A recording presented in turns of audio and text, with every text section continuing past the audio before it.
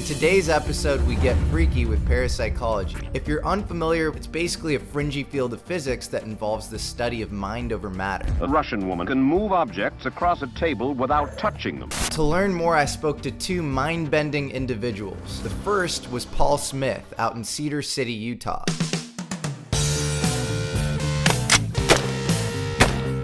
More of this is true than you might think. Our plane on the way over here got struck by lightning. Coming into Vegas, that's even rarer. That's Rob Lowe. Yeah. Why is Rob Lowe with you? Because I taught him how to remote view. Oh, that's cool. Paul worked in the CIA's Stargate project. Stargate was a psychic spy program that ran from 1972 to 1995. Paul and others were used as remote viewers, basically psychics that could draw up, only using their minds, things like Russian nuclear bases and lost American hostages. Right off the bat, the program had some notable successes. Joe McMoneagle, remote viewer number 1, described in vivid detail a novel Russian nuclear submarine 8 months before it was publicly revealed. And Rosemary Smith identified within a 3-mile radius a lost spy plane that had crashed and fallen under the treetops in Zaire. President Jimmy Carter recalls being shocked when he figured out that a psychic medium accurately channeled the location of the plane.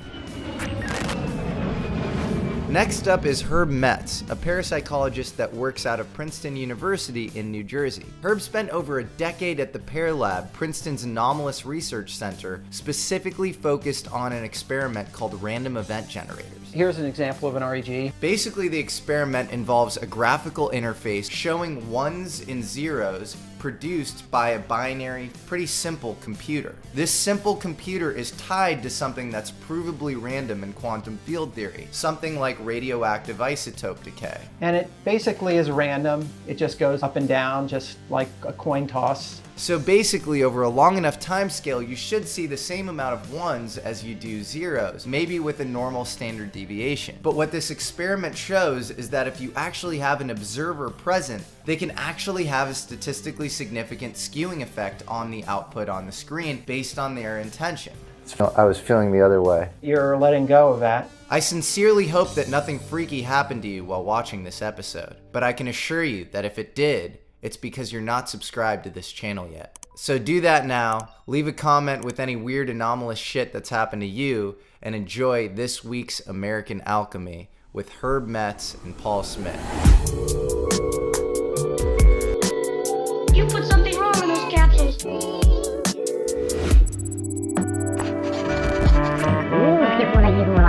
Maybe you should interview me.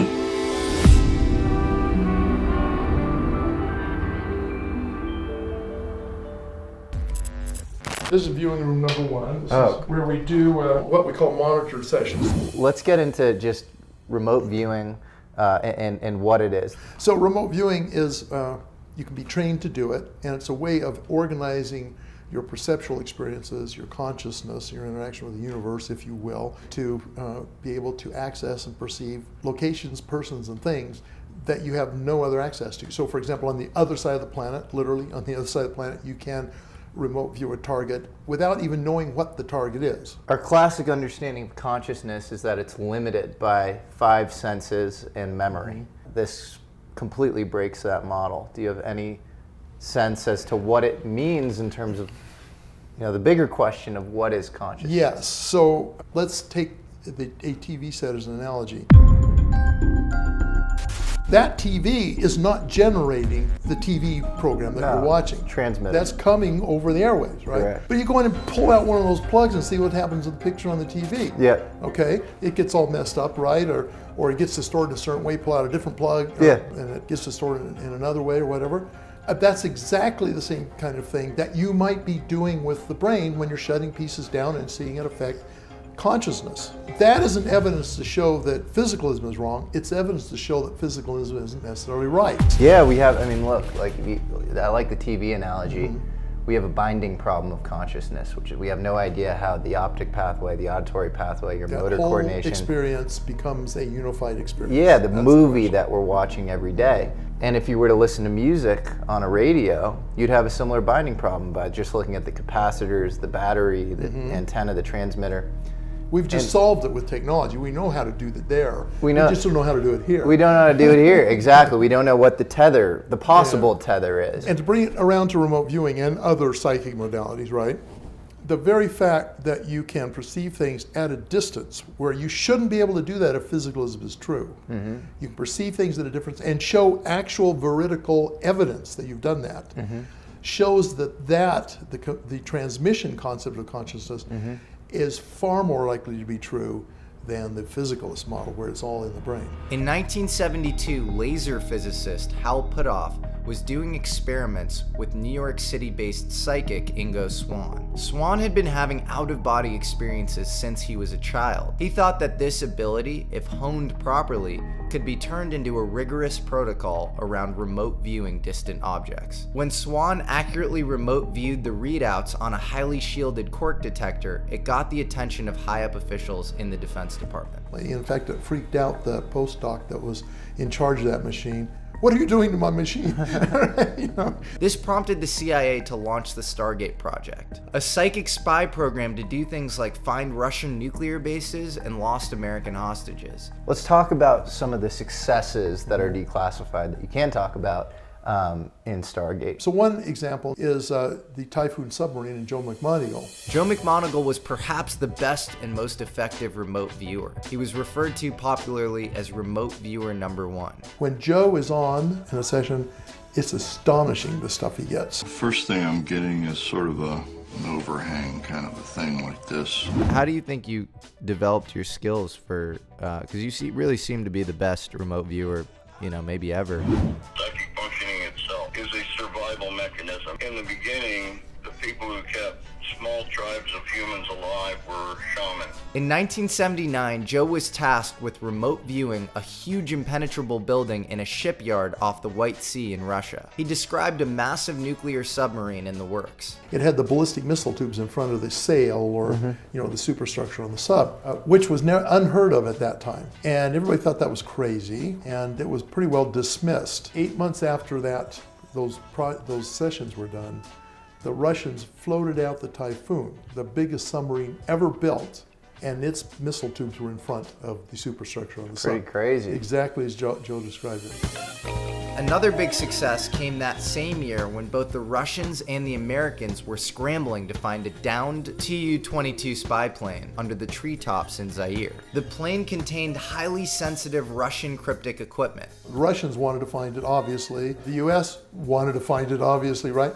But they didn't know where it was, and the satellite footprint wasn't big enough, nor was it successful in getting through the triple canopy forest. Dale Graff, one of the Stargate leads, had a woman named Rosemary Smith remote view the plane. He showed her a picture of the Tu-22. We're looking for a plane like this, and he said, it's crashed somewhere here, and he gave her a whole map of Africa, the entire continent, right? And he said, see if you can find it. And she essentially made a circle on the map, and it was a 3 square mile area, and the plane was inside that. That's pretty circle. crazy. Yeah.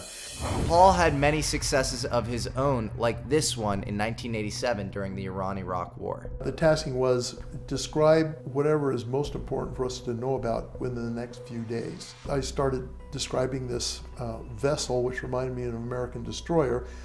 I perceived an aircraft off at a distance flying around, and then it dropped 2 little cylinders with stubby wings on it that made roaring sounds that flew around and eventually encountered this vessel.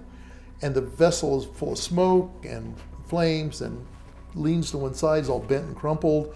I go home for the weekend. Monday morning, I get a call from Skip Atwater. He says, Paul, where's that session you did on Friday? And I said, well, it's in my safe drawer. Why do you care? He said, you haven't seen the papers yet this morning. No. I opened up my copy of the Washington Post. U.S. frigate hit by exocet missiles fired by an Iraqi jet. Paul had described the USS Stark incident in frightening detail just days before the attack. Was there any way to link your vivid description of what actually happened to possibly stopping it, or? Yes, that would have been possible. And in which case the incident wouldn't have happened, which would have been great, would have saved 37 Americans. But then the next time something like that happened, they'd say, well, they told us there was going to be an attack last time and nothing happened. Why should we believe them this time?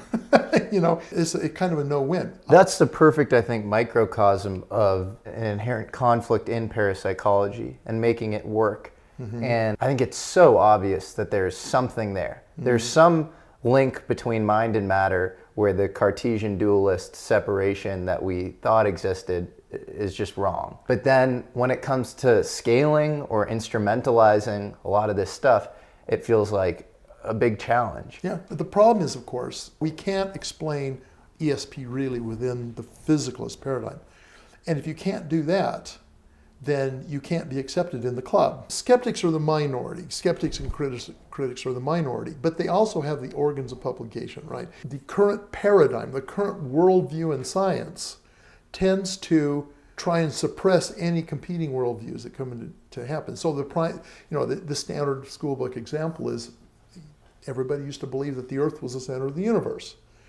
Well, then Copernicus and folks like that came along and said, no, the sun is the center of the solar system. And so when you have physicalism, that view is the current received view. And if you start saying, well, this happens independent of physical forces, that totally shoots that in the head. It's like almost like the person's consciousness level or something is affecting their remote viewing capacity or getting their effect on a random event generator. And that seems like this fundamentally immeasurable phenomena. So that also feels like, it's like gravity is just kind of a function of the distance and the mass, of two objects. And so this feels sort of harder to pin down. Yeah, it was definitely a challenge. I mean, how do you use it, right? Sometimes it works, sometimes it doesn't. I could go on about the nature of time and all the different things that occur, all this stuff. How do you think time works? Oh no, you don't have time for that. I want to talk specifically about how you instruct other people and kind of the tactics of remote viewing. Can you sort of describe it? Obviously, these are sort of, week-long sessions. First thing is to recognize the signal. Okay, now the problem is it's a very subtle signal.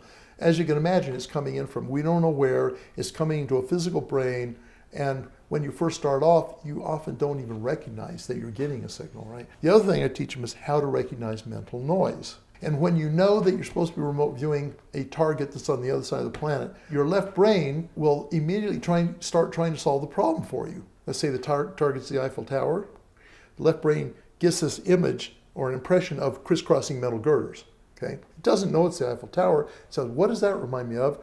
Oh, I know, it's the bridge we crossed last summer. So it tells you the target's a bridge, when it's really the Eiffel Tower. When I met Joseph McMoneagle, he told me that he sent his ego off to do something else while he would do the remote viewing exercise.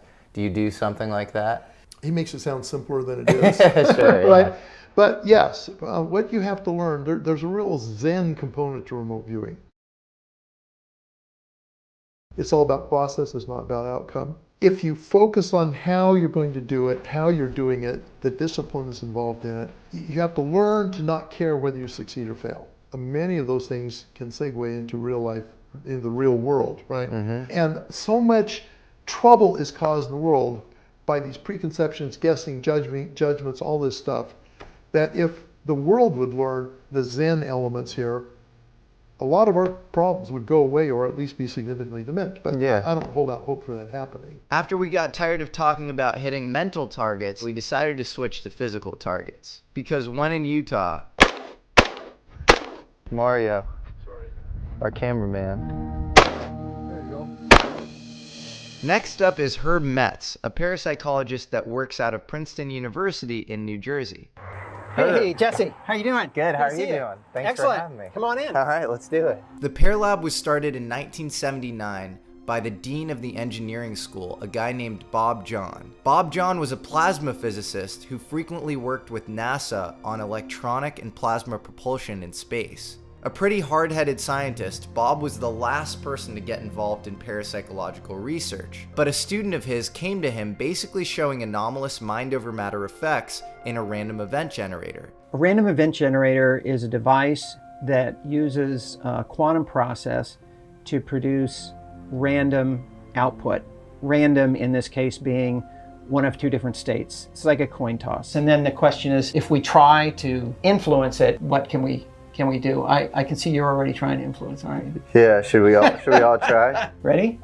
Bob became convinced that this experiment was possibly paradigm shifting and worthy of further inquiry, and so he decided to start the Paralab. It's fascinating looking at the graph of the output, because when people tried to produce more ones than zeros, the line, the chart just keeps going up and up and up. And when they tried to produce more zeros than ones, it goes down and down. And when they were trying to keep it even, the line shows in the middle. So the final sort of chart of the paired data is this beautiful graph that kind of shows pretty definitively that the subjects were able to do what they were tasked to do. Is there an easily synthesized or kind of a bite-sized version of the data that I can send to friends where I can say, hey, yeah, here it is. You can go through it yourself. There are several books. Bob, John, and Brenda Dunn of the Paralab wrote 2 books, Margins of Reality and Consciousness, the Source of Reality. There's actually a recent paper by Etzel Cardinha that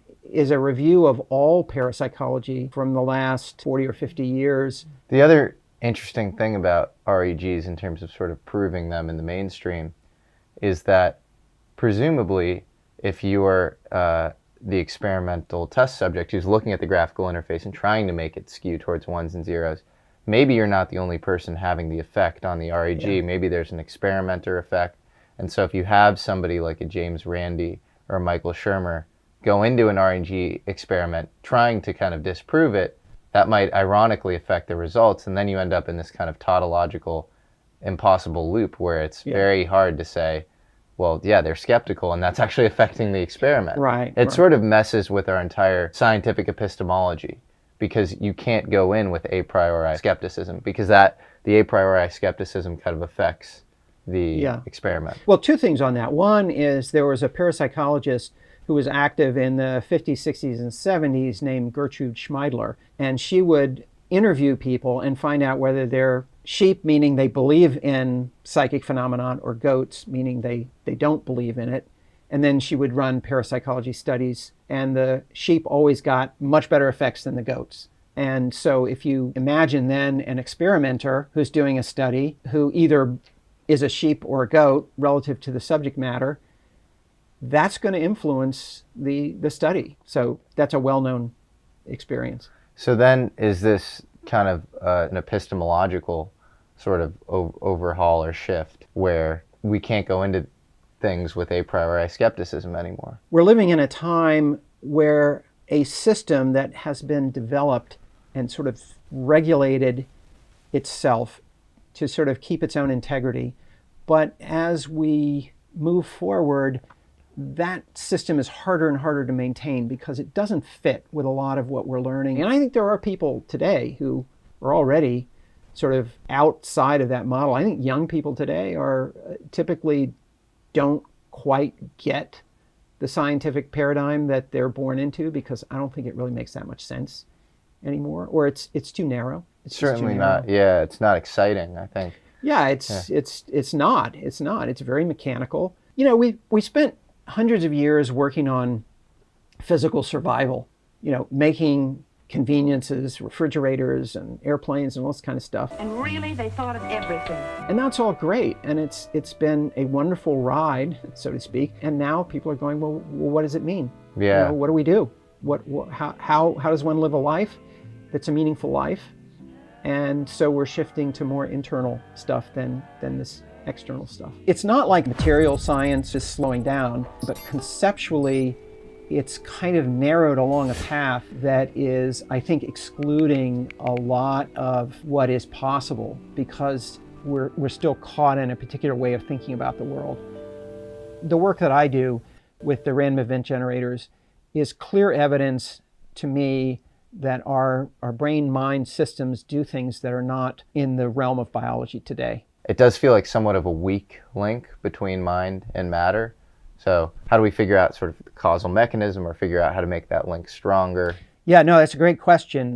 That is the task at hand. And I believe that in the past, we never had the tools to be able to begin sort of separating out mind functions from brain functions, and then sort of recombining them to see how they work together. But now we're developing tools that will, I believe, allow us to do both the computational process necessary to see what's going on, and then interventions on the brain like transcranial magnetic stimulation, where we can sort of zap certain parts of the brain that I think will then create an enhanced result on people's ability to affect these devices. You can zap the part that inhibits you from getting a better effect. So I think we have a very heavy self-regulation process that keeps us from getting better effects with these devices. Do you have kind of an optimistic outlook for consciousness research? Yeah, absolutely. I mean, I think that it's inevitable. Even though neuroscience is very, very brain focused right now, we will inevitably come to find that there are functions of mind that cannot be described purely by brain process, that there's a causal activity that cannot be predicted from prior brain states. Herb has invented all sorts of fun variations of random event generators, like this mind lamp. These devices have a random event generator built into their base, then affects the coloring that comes out of the mind lamp. We had a lot of psychologists purchase them, and they would have them running in their office while they were working with a client. Can we do an experiment right now? Sure. And try to get it to change to the same color? What do you think about green? I love green, okay? Okay, let's try to get We'll do that to green. change to green. All right.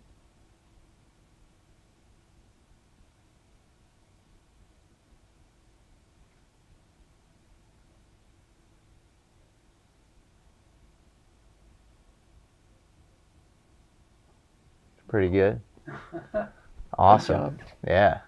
There are 8 colors that the mind lamp could go to at any given time. So there was a 12.5% chance, or a 1 out of 8 chance, that we got green on the first try. But because the mind lamp can stay on any given color for up to 3 minutes, there was a 1 out of 6 chance, or a 16% chance, that we got any color in the first 30 seconds. So when you multiply these probabilities, you get a 2% chance that we got green on the first try within the first 30 seconds of trying.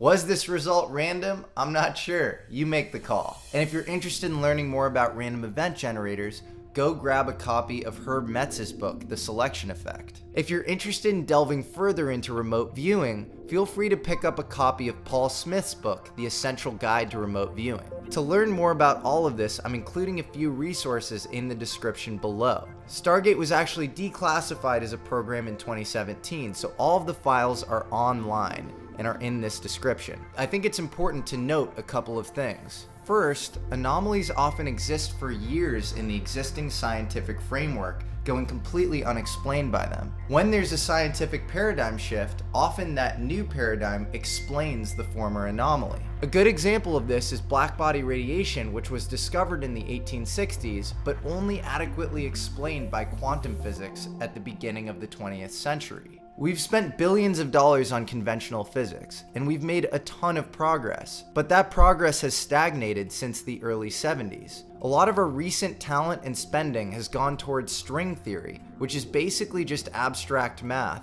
and hasn't produced any useful technology. Compare that to quantum physics, which some people estimate is responsible for 1/3 of our GDP. So you have pretty hard-headed experiments in parapsychology, you have government programs that have lasted decades in the field, and you have the fact that probably less than $30 million has been spent on parapsychology globally in the last 100 years. That's literally less than what we would spend on a single particle accelerator. So I can't definitively say that there's a mind over matter effect. There are definitely repeatability issues, and when it comes to instrumentalizing parapsychology and turning it into predictable technology, there obviously have been some issues in the past there too. But given the dramatic implications parapsychology might have on science and in the way we live our lives, I think it's worthy of more investigation and resources. So I hope you enjoyed this week's episode. Please leave a comment, hit subscribe, and the like button if you did. My name's Jesse Michels, and this is American Alchemy.